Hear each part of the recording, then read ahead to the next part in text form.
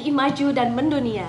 Assalamualaikum warahmatullahi wabarakatuh. Waalaikumsalam warahmatullahi wabarakatuh. Halo sahabat-sahabati sekalian, kembali lagi di Sunan Ampel Podcast PMII Komisariat Sunan Ampel UIN Maulana Malik Ibrahim Malang. Nah, pada episode kali ini kita kembali lagi dengan narasumber yang pastinya masih dari Bukop dan Pak Yon.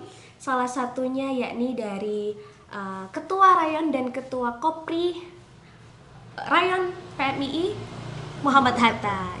Tapi sebelum itu, monggo Bukop dan Pak Yon bisa memperkenalkan diri. Oke, mungkin awalan saya dulu ya. Oke, assalamualaikum warahmatullahi wabarakatuh.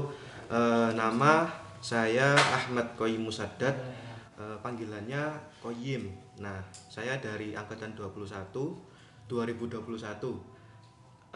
jurusan Perbankan Syariah, Fakultas Ekonomi. Mungkin Bukop. Baik, sebelumnya perkenalkan, nama saya Jafria Finori. Saya dari angkatan 2021 juga. Oke, pada kali ini mungkin nanti kita akan ngobrol santai aja ya Pak Kop. Oke, bisa. Iya. Oke, jadi nanti saya akan melontarkan beberapa pertanyaan nih. Sekiranya mungkin nanti pertanyaan ini dan jawaban dari Pak Yon dan Bukop ini bisa mengedukasi atau memberikan informasi terbaru untuk mahasiswa baru UIN Maulana Malik Ibrahim Malang. Nah, pertama-tama mungkin ini basic aja sih ya, yang pastinya tentang sejarah atau sejarah dari Rayon Hatta nih gimana sih? Dan Rayon Hatta ini sebenarnya fakultas apa sih Pak Yon dan Bukop? Oke, ini yang jawab siapa dulu ya? Silahkan, monggo Pak Yon Langsung ya? boleh, Bukop Iya. boleh. Sekilas sejarah tentang Rayon Ekonomi Muhammad Hatta itu untuk apa ya, pertama kali dibentuk itu di tanggal 3 Juni 2002. Nah, tadi ada pertanyaan tentang Hatta itu fakultas apa ya? Betul. Nah, Rayon Hatta ini atau Rayon Ekonomi Muhammad Hatta itu ya sesuai dengan namanya ya, Rayon Ekonomi. Jadi kita dari Fakultas Ekonomi, yang mana di dalamnya itu ada 3 jurusan. Yang pertama ada manajemen, akuntansi, dan juga perbankan syariah. Nah, kita balik lagi sama sejarah sekilas ya. Nah, tadi kan saya bilang bahwasanya Rayon Ekonomi Muhammad Hatta itu berdiri di tanggal 3 Juni 2002. Tetapi sebelum itu sebenarnya Rayon Hatta ini juga sudah ada, tetapi mungkin masih bergabung, masih jadi satu dengan Rayon Radikal Al Faruq di Fakultas Syariah. Nah, mungkin di tahun 2002 atau tepatnya di tanggal 3 Juni itu sahabat-sahabat dari Fakultas Ekonomi seperti sahabat Fatur Rahman dan juga ada sahabat Dasri itu membuka atau mendirikan rayon baru khusus untuk Rayon Ekonomi Muhammad Hatta. Nah, juga sahabat Dasri itu juga sekaligus menjadi ketua rayon yang pertama di Hatta. Gitu. Wah, jadi kira-kira kalau dihitung nih sudah sampai kira-kira usianya berapa tahun ya sudah ya? Kalau ditarik mundur berapa ya? Dari 2002 sampai 2023 ya. Berarti 21 tahun. Nah, ya. lumayan cukup Sudah cukup lama. Iya. Mungkin dari Bukop ada tambahan? Sudah cukup. Sudah cukup. Ini kayaknya agak kurang enak badan semua ini. Lagi musim sakit. Iya, lagi musim sakit ya. Iya. Kalau untuk tokoh-tokohnya nih, mungkin dari Pak Kop, Pak Yon. Pak Yon Oke. dan Bukop. Iya, ada nggak sih kalau dari Rayon Hatta sendiri cetakan tokoh-tokoh besar? Kalau tokoh-tokoh yang dari Rayon Hatta ya, itu banyak sebenarnya. Cuman mungkin yang saya ketahui itu ya cuman segelintir saja. Ya. Mungkin untuk umum aja ya, untuk Fakultas Ekonomi ini ada senior-senior kami yang jadi dosen sekarang di Fakultas Ekonomi itu beberapa ada, namanya itu salah satunya ada Pak Dani dan juga Pak Ihsan. Nah, terus demisioner ketua rayon angkatan 2013 sahabat Galih itu juga jadi dosen sekarang, dosen tetap di Unisma, tetapi juga di hari Jumat itu mengajar juga di Fakultas Ekonomi. Itu jadi dosen juga. Terus banyak sebenarnya untuk tokoh-tokoh di Rayon Hatta itu yang misalnya yang sudah berkiprah di PMII itu sampai ada yang tembus di pengurus besar, itu ada beberapa, yaitu ada Mas Urta dan juga Mas satunya saya kurang ingat sih. Pokoknya itu salah satu senior kami yang saat ini sudah tembus di pengurus besar. Terus untuk pengurus cabang itu pengurus kalau di Jawa Timur itu kan PKC ya, pengurus komisariat cabang itu ada namanya Mas Haris angkatan 2015. Nah, tapi nggak hanya di PMI sih, sebenarnya banyak juga tokoh-tokoh yang jadi bisnismen itu ada. Terus di Bawaslu juga ada namanya Mas Eeng atau Mas Soleh, itu di Madura sana jadi Bawaslu. Terus ada juga apa, ini saya ada list-listannya ya, senior-senior itu ada pengusaha itu namanya Mas Misbahul Munir, itu punya usaha kayak produksi makanan dan juga produk lain gitu. Terus ada, nah tadi kan saya bilang tadi pengurus besar ya, itu ada Mas Urta dan satunya itu Mas Mubin. Nah gitu ya, sebenarnya banyak lah, mungkin ya saya sebutkan sebagian saja. Iya betul. Mungkin masing-masing dari beliau itu sudah sukses di ranahnya masing-masing gitu ya. Ya, dan yang pasti kalau Hatta ini nggak jauh dari bisnismen, entrepreneur gitu, ekonomi. Ya betul. Selanjutnya, kalau untuk aktivitas dari kegiatan di Rayon PMI Muhammad Hatta nih yang sedang sibuk-sibuknya sekarang nih apa, Pak Yan dan Bukop? Aktivitas? Bahas aktivitas sibuk-sibuknya sekarang ya. Mungkin untuk aktivitas sibuknya sibuknya sekarang itu masih belum ada, karena ya saya Pak Yon dan juga Bukop Jeffrey ini barusan jadi penerus ya, penerus lanjut ya, belum ada 1 bulan kan, masih 2 minggu. Jadi kita di sini mungkin untuk aktivitas kepada mahasiswa lain itu baru kita sapa maba gitu, dan juga sering-sering kita ngobrol-ngobrol, bangun stand. Ya kita lebih fokus pada pembentukan pengurus yang baru ini. Formatur. Ya, formaturan. Tapi untuk kegiatan-kegiatan yang sudah sangat umum dilakukan di Rayon Hatta itu ya nggak terlepas dari tujuan awal kami untuk yang ada di UIN Malang ya. Karena kami kan di sini hadir PMI di UIN Malang, khususnya Hatta di Fakultas Ekonomi, kan kita untuk memfasilitasi mahasiswa baik di non akademik baik di fakultatif ya, kajian fakultatif ataupun non akademik, non fakultatif, itu kami memfasilitasi mereka gitu. Meskipun ada intra seperti HMPS dan juga Demasema, kami dari PMI juga punya inisiatif atau itikat baik untuk memfasilitasi mahasiswa Fakultas Ekonomi. Kita sering mengadakan kajian-kajian, baik itu kajian fakultatif ataupun kajian seperti bedah film dan lain-lain, yang itu sifatnya untuk mengasah daya nalar kritis mahasiswa, karena kan mahasiswa itu memiliki nalar kritis kan sangat penting ya. Sangat penting.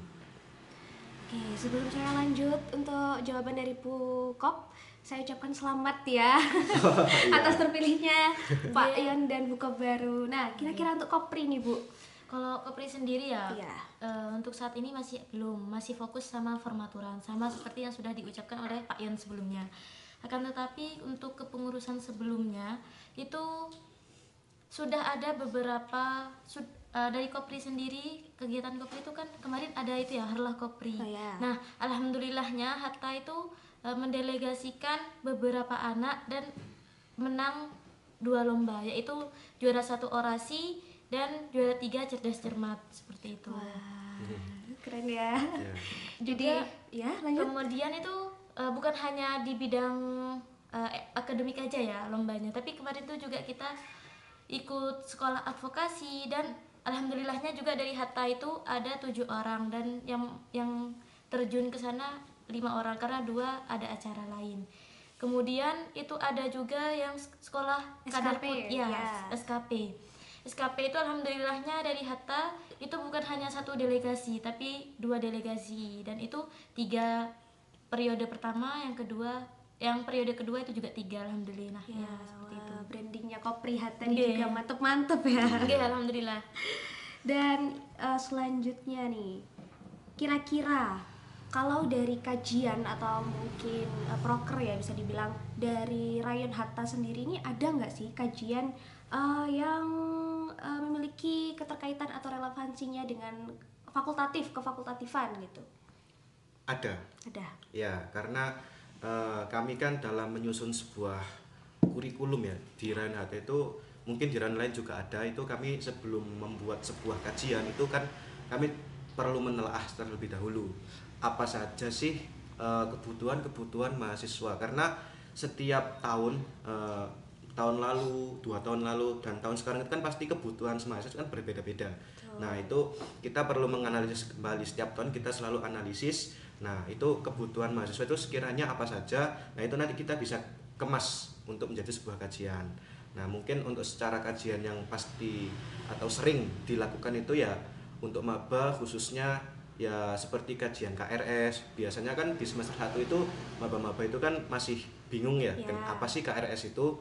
Nah nanti di menjelang semester 2 itu kita mengadakan sebuah kajian bagaimana sih cara kita tips and trick menghadapi KRS, karena kan ada istilah-istilah kayak war gitu kan, rebut-rebutan kelas dan lain-lain. Nah itu kami dari PMI itu punya lah bantuan atau tips and trick untuk maba-maba itu gimana sih biar enak kita KRS-an gitu. Dan selain itu ya banyak sih, kayak ya kita menyesuaikan masing-masing prodi ya, seperti contoh perbankan, tentang perbankan ya kita mengadakan kajian tentang akad-akad yang ada di bank syariah itu seperti apa, kayak gitu-gitu. Di manajemen, di akuntansi ada materi manajemen sumber daya manusia, keuangan, perpajakan. Nah itu kita mengadakan kajian seperti itu. Kalau untuk proker sebelumnya gitu ya, 1 tahun, kalau kita kembali lagi ke 1 tahun belakang nih, kira-kira dari pengalaman Pak Yon dan juga Pukop nih, ada nggak sih proker yang ya gitu mendekati atau yang relevan dengan kefakultatifan, proker yang sudah dijalankan tahun kemarin? Oh, proker yang relevan dengan kefakultatifan ya. Untuk itu sebenarnya banyak ya, cuman untuk khusus saya, karena sebelum saya jadi Pak Yon ini kan saya termasuk dalam salah satu anggota Biro Intelektual. Nah di Biro Intelektual itu sendiri itu ada yang namanya proker Sekin atau Sekolah Intelektual, yang mana di sana itu kami mengadakan sebuah pelatihan. Nah sebelumnya kami juga memberikan sekolah intelektual itu kan ada 2. Sekolah intelektual pertama itu waktu itu dilaksanakan pada saat bulan Ramadan. Nah yang kedua itu dilaksanakan pada sekitar bulan Juni yang lalu. Nah untuk sekolah intelektual yang pertama ini kami lebih fokus pada asah bagaimana ilmu filsafatnya, filsafat mengenai ekonomi bisnis, ekonomi syariah dan lain-lain. Sedangkan di sekolah intelektual yang kedua yang di bulan Juni kemarin itu kami mengadakan sekolah intelektual yang berfokus pada karya tulis ilmiah atau KTI. Ya karena kita tahu sendiri kan bahwasanya mahasiswa itu kan di semester akhir ataupun di tugas-tugas itu kan sering ya kita itu disuruh bikin artikel, jurnal, makalah. Nah, sedangkan dari kampus sendiri atau dari matkul-matkul itu kan jarang ya yang kita itu intensif untuk pelatihan mengenai kepenulisan. Nah itu dimana mahasiswa itu tidak dapat kan di kampus. Nah kami dari PMI khususnya Ekonomi Muhammad Hatta itu memberi bantuan atau memfasilitasi lah, kita mengasihkan wadah kepada mahasiswa itu untuk mendapatkan jam terbang pelatihan mengenai gimana sih kita menulis karya tulis ilmiah yang benar dan baik gitu. Harapannya ya agar nanti mahasiswa ini bisa mempunyai karya-karya yang bisa dipublis di website-website jurnal yang ada di negara ataupun internasional. Betul. Karena memang jurnal dan lain-lainnya itu lagi dibutuhkan sekarang ya. Betul. Di UIN kan ada itu program afirmasi juga. Yang nggak pakai skripsi, kita tinggal upload jurnal gitu kan. Nah itu kan peluang bagi mereka yang males sempro ataupun dan lain-lain itu kan enak. Betul. Ya. Jadi Iya, benar. juga bisa dimulai dari semester 7 ya kalau Iya, Jawa. betul. Nah, betul. Di lain sisi kegiatan kefakultatifan nih, mungkin dari para maba atau kemarin para kader gitu butuh yang have fun. Kira-kira ada nggak sih kegiatan yang mungkin non akademik gitu, non kefakultatifan gitu? Oh iya, oke.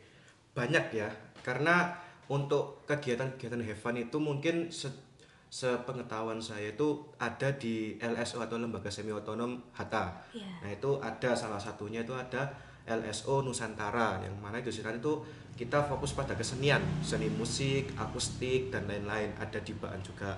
Nah itu mungkin untuk mahasiswa-mahasiswa, kader-kader, anggota-anggota PMII yang punya bakat ataupun minat di kesenian itu kita fasilitasi, kita beri wadah dengan anak-anak LSO Nusantara. Terus yang punya minat di kepenulisan itu juga ada sih. Oh ini tapi bahas yang non fakultatif ya. Iya. Cuman ini sekedar informasi saja. Ya LSO olahraga literasi itu di olahraga itu kita anak-anak biasanya laki-laki cowok-cowok ya itu yang suka olahraga kayak futsal, volley, basket, badminton dan lain-lain itu kita fasilitasi di LSO olahraga. Terus ada juga LSO KWU, kewirausahaan, yang punya jiwa-jiwa businessman, entrepreneur itu kita fasilitasinya di sana. Banyak. Betul. Ya, relate ya. Relate sekali. Ekonomi. Ekonomi. Kalau untuk Kopri sendiri nih, Bukop 1 tahun kemarin, kira-kira ada nggak sih kegiatan untuk para kader putri gitu? Saya sudah agak-agak lupa gimana gitu ya. Tapi sepertinya itu ada ya kajian kemarin itu tentang kayak percaya diri. Seorang perempuan kan wajar ya kadang itu minder, insecure gitu.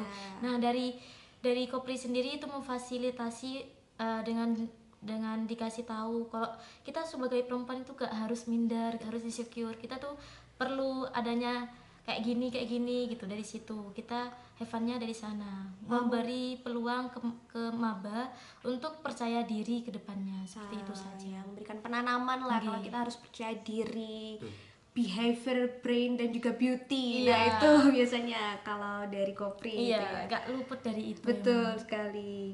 Lalu nih kalau saya menanyakan, kira-kira apa sih yang bisa kita dapat atau apa sih nantinya untuk maba-maba yang akan dapatkan kalau bergabung dengan PMII terutama di Rayon Muhammad Hatta?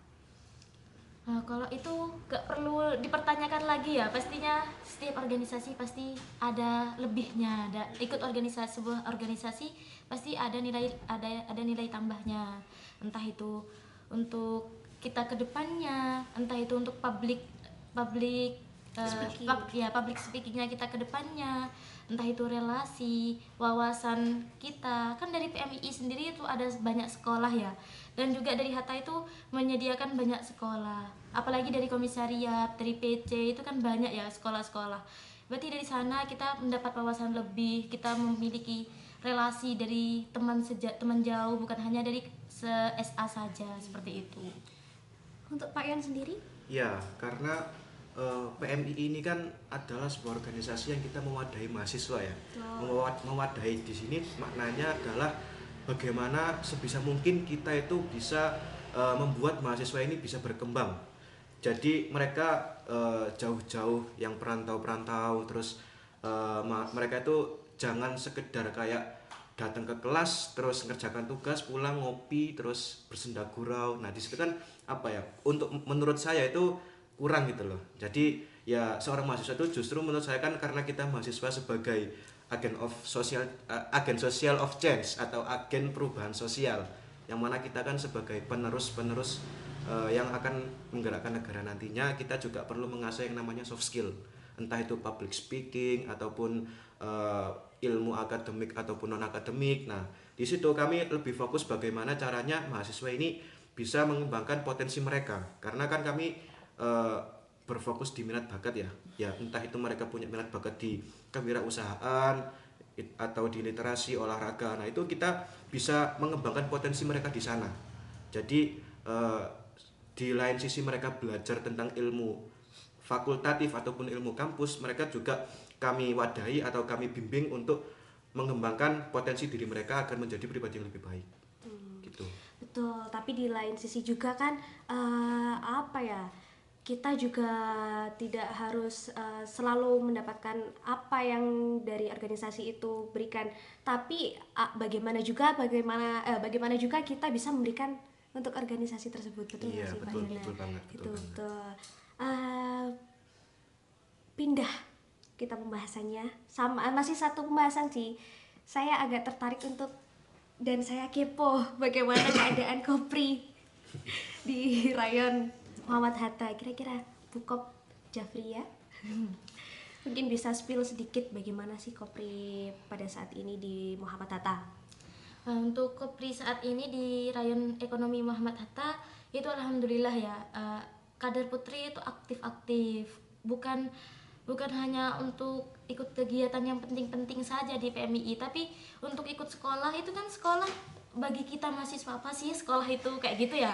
Tapi alhamdulillah kader putri di rayon ekonomi Muhammad Hatta itu masih ada semangat, malah banyak yang tertarik untuk ikut lomba-lomba. Kemarin ini alhamdulillah ya, dari angkatan 2022 itu ada yang semangat untuk ikut sekolah kader putri, padahal kan masih angkatan 2022 seperti itu ya, tapi alhamdulillah masih ada yang ikut kayak gitu. Dan juga dari kader putri itu bukan hanya kualitasnya yang banyak, tapi kuantitas dari kader putri itu alhamdulillah dapat dijamin juga untuk saat ini. Kalau kita membahas Kopri, tapi ini ya, tadi kita belum menjelaskan tentang apa sih Kopri itu. Iya. Ya, betul. Oke. Tujuan utama dari adanya Kopri gitu kan ya. Kenapa PMII kok harus ada Kopri, apalagi ada kedua ketua kayak gitu ya. Betul. Dari Kopri sendiri itu kan tujuan utamanya itu untuk menghapuskan diskriminasi antara perempuan dan laki-laki. Kan perempuan itu banyak yang didiskriminasi ya, kayak apa sih perempuan sok-sokan jadi ketua, mental aja gak kuat kayak gitu. Nah dari Kopri sendiri itu menunjukkan bahwa perempuan itu dan laki-laki itu setara. Sekarang sudah gak ada untuk diskriminasi kayak gitu lagi. Dan juga kita dari Kopri ini untuk sebagai wadah untuk kader-kader putri untuk seperti tadi ya, untuk minat bakat dari kader putri, dan juga untuk semisal ada kayak KS ya, kekerasan seksual. Nah itu dari kader itu fungsinya Kopri dari rayon ekonomi dari sebuah PMII kayak gitu. Jadi kalau zaman sekarang ini bagaimana caranya kita kader putri untuk meningkatkan value di dalam Kopri itu. Seperti itu. Oke. Nih kadang kalau kita membahas PMII, terutama di UIN Malang ini kan merupakan salah satu organisasi yang ya terbesar bisa dibilang ya, seperti itu. Kayak gitu. Tapi jika kita membahas tentang salah satu dan salah dua stigma buruk nih di PMII, kadang ada yang mengatakan PMII adalah batu loncatan gitu, dan juga ada yang mengatakan kaderisasi berkedok ngopi. Iya. Nah seperti itu, apalagi ini kan lagi masih zamannya maba-maba. Nah bagaimana maba itu bisa menyerap informasi dari media sosial juga, dan juga dari around mereka atau sekitar mereka. Nah kira-kira dari Pak Yon dan juga Bukop, ini bagaimana sih tanggapan jenengan berdua? Kalau dari saya pribadi, untuk stigma buruk kayak gitu ya kita gak bisa ya untuk menyalahkan oknum yang berbicara yang membuat stigma seperti itu.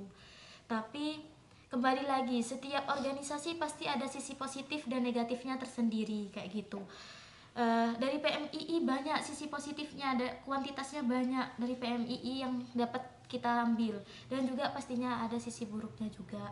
Dan mungkin itu kayak seperti kesalahan kecil dari PMII, kayak seperti gara-gara sering rapat. Kalau rapat kan sering di kopian. Nah dari situ kita dikira nanti stigma buruk dari sana, mungkin seperti itu ya. Tapi sebenarnya dari sana kan kita kayak rapat gitu, bukan untuk kayak tadi kaderisasi berkedok ngopi gitu.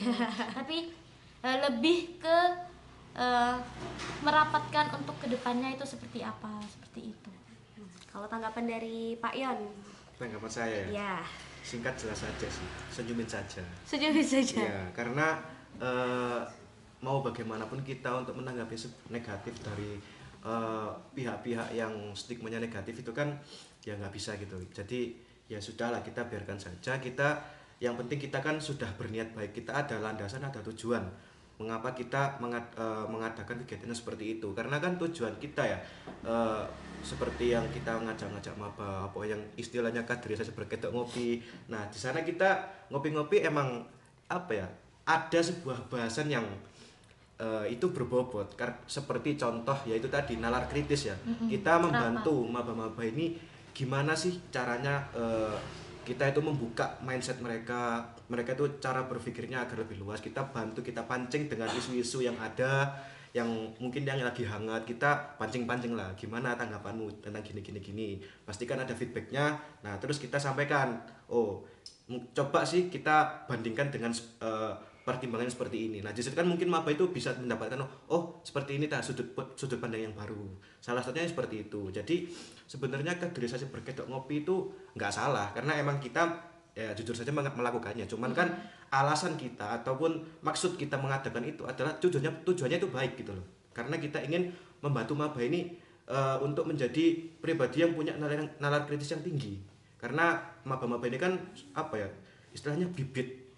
Mereka sudah mahasiswa, gimana sih caranya kita untuk membuat mereka tuh punya jiwa, keretak hati untuk menjadi, oh saya ini adalah penerus bangsa, saya harus jadi orang yang punya jiwa sosial yang tinggi, seperti itu. Jadi ya untuk stigma negatif seperti itu ya saya nggak menyalahkan juga. Justru mungkin stigma negatif itu dibutuhkan ya, kita memerlukannya juga, karena kadang kan kita sebagai orang-orang pergerakan ini kan juga manusia kan tempatnya salah. Jadi kadang kita kan ketika bergerak punya kesalahan, nah terus kita dikritik. Nah mungkin kita bisa ambil sisi positifnya sebagai bahan evaluasi untuk kita melakukan pergerakan yang lebih baik, seperti itu. Betul. Kalau kita melihat pengertian dari kaderisasi pun loh, kan bukan makna yang jelek di dalam konotasinya, iya, nggak ada negatifnya sih gitu. Nah mungkin ini juga salah satu apa ya dari oknum mungkin ya, yeah. yang memang belum terjun langsung di dalamnya, karena hanya melihat sepintas. Betul. Mereka kan hanya melihat dari luar ya. Ya kelihatannya kumpul-kumpul, pasti kayak gitu. Yes, orang kan memandang sesuatu itu pasti nangkapnya berbeda-beda juga. Jadi ya sudah, kita maklumi saja seperti itu. Nah, kalau tadi kita membahas tentang sejarah, tentang Kopri, dan juga tentang kajian-kajian yang ada dalam rayon Muhammad Hatta nih. Nah, untuk selanjutnya nih Pak Yon dan juga Bu Kop, ada nggak sih pesan dan masukan untuk maba-maba mungkin yang minat untuk bergabung dengan PMII, terutama dari Fakultas Ekonomi? Ya, saya dulu ya. Okay. Ya mungkin pesan saya untuk para mahasiswa baru khususnya di angkatan 2023, ya pintar-pintarlah kalian dalam memilih organisasi. Carilah kebutuhan kalian, minat bakat kalian seperti apa, cari wadah yang bisa menunjang kebutuhan kalian. Tetapi di PMII kami punya semuanya, jadi ngapain harus pikir bingung, join langsung aja di PMII. PMII mana nih? Rayon apa? Oh semuanya. Kalau kalian Fakultas Ekonomi, joinnya di Hatta. Gitu. Jangan salah rayon. Iya, saat kalian Fakultas Ekonomi joinnya di Condro. Nah itu kalian harus pindah prodi dulu. Tapi masih satu komisariat. Komisariat ya, apa? Sunan Komisariat apa kita? Sunan Ampel. Kita beda tapi masih satu kesatuan keluarga Sunan Ampel. Iya betul. Kalau dari Bukop nih, kalau saya nggak perlu basa-basi. Kalau kalian minat, monggo langsung join, seperti yang sudah diucapkan oleh Pak Yon Pak Yon barusan, itu sudah mencakup semuanya seperti itu. Sudah. Mungkin cukup ini saja pembahasan kita dalam episode podcast kali ini. Bisa selanjutnya kita lanjut di kopian ya. Boleh. Habis ini juga gas. Oh iya, boleh. Terima kasih untuk Pak Yon dan juga Bu Kop atas waktunya, sudah memberikan waktunya untuk menjadi narasumber pada episode kali ini, dan juga untuk sahabat-sahabati dan teman-teman yang memang memiliki minat untuk berorganisasi dan mungkin untuk mengembangkan dirinya, soft skill dan juga hard skillnya, bisa langsung kontak setiap CP yang ada di rayon masing-masing. Terima kasih Pak Yon dan Bu Kop. Sampai bertemu lagi di episode selanjutnya. Wassalamualaikum warahmatullahi wabarakatuh.